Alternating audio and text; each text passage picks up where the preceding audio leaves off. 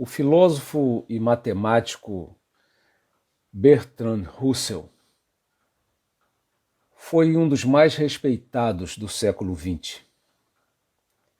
Coautor da Principia Mathematica, considerado o livro fundamental da matemática contemporânea, Russell, tentando definir o que seria a filosofia, diz que ela se encontra a meio caminho entre a teologia e a ciência. A teologia seria a terra da fé, da crença em dogmas, enquanto a ciência seria a terra do conhecimento empírico, que apela mais à razão que à autoridade. Então, entre esses dois campos do conhecimento, ele diz que há a terra de ninguém. Ali estaria a filosofia numa tentativa de responder a questões tão profundas do humano que a ciência não é capaz de resolver. Nem a autoridade teológica parece convencer mais. Aí ele levanta questões como se existe ou não alguma lei na natureza, ou se somos nós que criamos leis porque temos uma expectativa de achar lógica, de achar ordem nas coisas. Existiria, ele pergunta também, modo de viver mais nobre que outro? Ou todo tipo de vida não passa de algo fútil?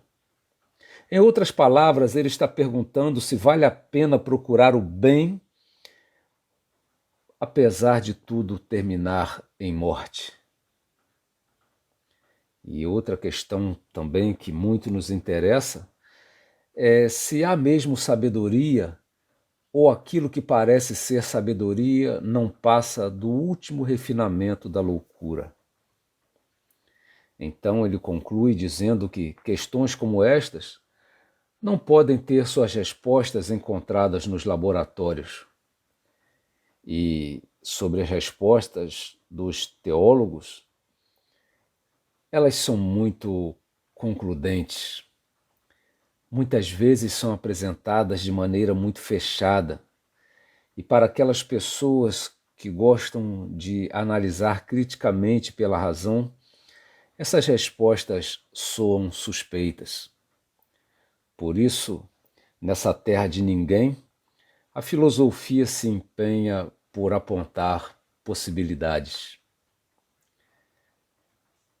Antes de trilhar os caminhos da filosofia, tive o prazer de percorrer a estrada da teologia, o que, aliás, é algo e foi algo muito comum entre os filósofos. Muitos dos mais famosos entre eles eram teólogos também, como Kierkegaard, Schleiermacher, Schweitzer, Pascal, entre outros. E sem pretensão alguma de fazer qualquer comparação com estes grandes pensadores, ouso apenas dizer que em todos estes campos há pessoas sinceras numa busca por solução para as grandes e importantes questões humanas. Pessoas preocupadas em aliviar a persistente dor que assola a humanidade. Para alguns, a filosofia está entre esses dois campos justamente para dividi-los, enquanto para outros, ela está ali justamente para os conectar. O que a filosofia procura, no fundo, é aquilo que faz sentido para a razão provocada pelos gritos angustiados reverberando pelos quatro cantos do planeta. Como disse Russell, o eco dos gritos de dor preenche meu coração. Crianças famintas, inocentes, torturados por opressores, idosos indefesos e transformados em fardo odioso para os próprios filhos. O mundo inteiro do abandono, da pobreza, do sofrimento, tudo isso constitui uma caricatura sarcástica daquilo que propriamente devia ser a vida humana. E enquanto alguns se lançam a fazer remédios, outros a construir abrigos, outros a distribuir agasalhos, e ainda aqueles a doar alimentos, e outros ainda que cavam poços para saciarem a sede, há aqueles que mergulham na busca por respostas que aplaquem a desesperança da alma. Nossa época é sombria, escreveu ele, mas talvez justamente os temores que ela nos inflige possam se tornar uma fonte de sabedoria. Enquanto tudo parece dominado pelas incertezas mais lancinantes, enquanto o mal nos ronda qual hienas sinistras, lá beirando seus 80 anos, esse filósofo e matemático adverte o mundo contra o perigo de invejar certas felicidades, tentadoras felicidades, mas aquelas dos que vivem em um paraíso de tolos, pois apenas os tolos pensariam que aquilo seja felicidade. Acentuando sua percepção da gravidade da condição humana, de solidão, de impotência, ele ainda escreve estas outras perturbadoras palavras. Encontramo-nos à margem de um oceano e gritamos na noite deserta.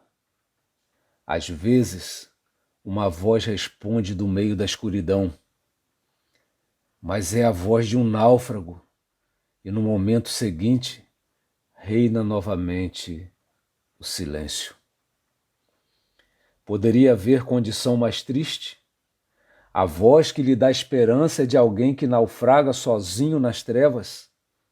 Estaria Russell se referindo à filosofia como aquela que se põe à margem do oceano da vida e ouve gritos da ciência depois de tantas tentativas e erro, depois de tanta confiança em suas próprias forças, impotente a sucumbir?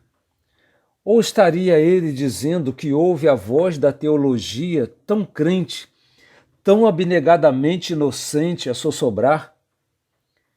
Cairiam de fato seus valentes colegas de batalha nesta guerra do bem contra o mal?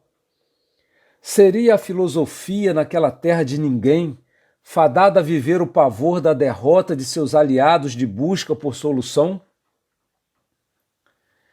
Já escrevera Tomás de Aquino séculos antes que há verdades da razão e verdades da revelação.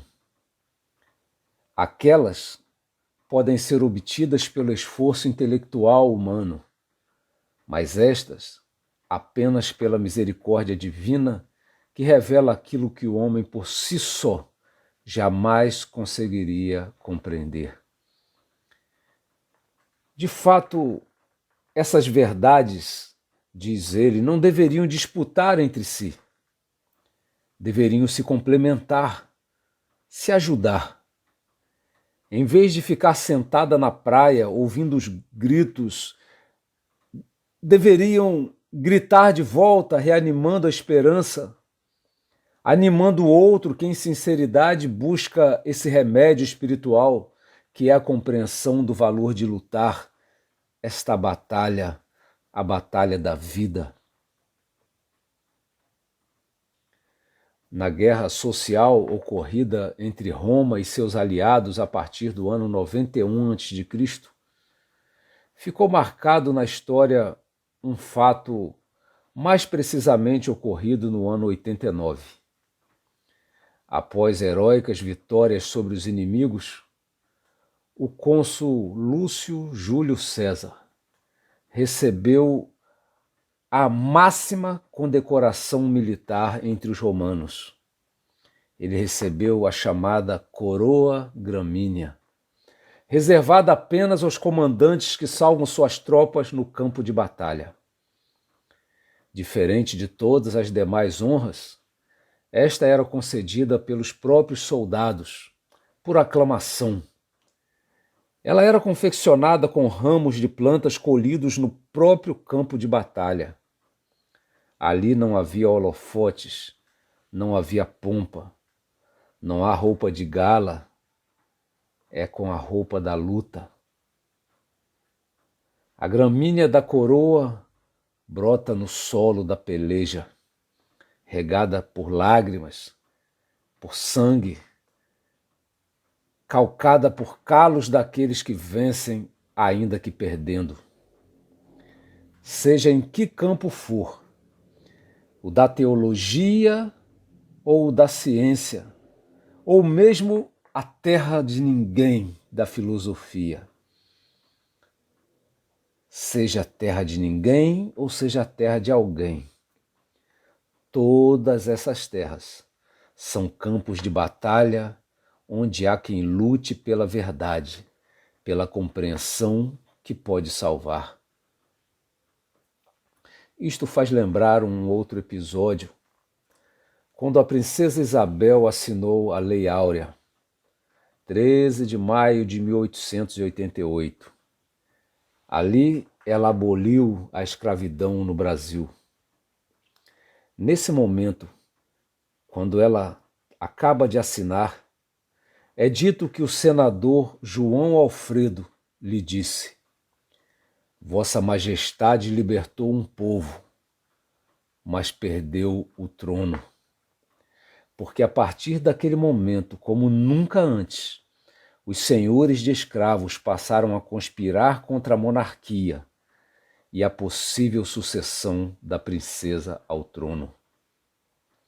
Apesar de tudo, mesmo perdendo a coroa real, não haveria de merecer ela a coroa gramínea?